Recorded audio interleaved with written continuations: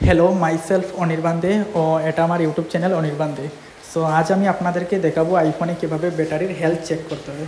So আপনারা দেখবেন, video check করবেন, যে কোনো মডেল হোক আইফোন। আমার কাছে আছে আইফোন 15 প্রো ম্যাক্স, আপনাদের কাছে যে কোনো মডেল হোক আইফোনের, আপনারা কীভাবে ব্যাটারির হেলথ চেক করবেন আজ আমি আপনাদেরকে দেখাবো।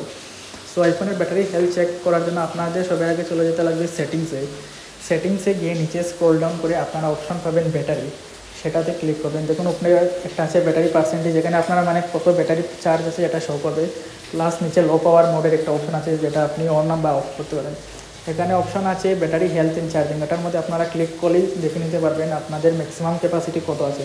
টোটাল 100% থাকে, এটার মধ্যে আমার এখন আছে 91%।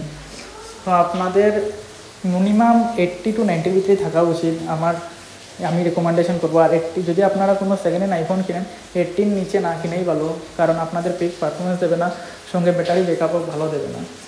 সো 85 to 90 ঠিক আছে, ভালোই আছে, আমার তো 91 আছে। সো এভাবে আপনি আপনাদের আইফোনের ব্যাটারির হেলথ চেক করতে পারবেন। Thank you, by.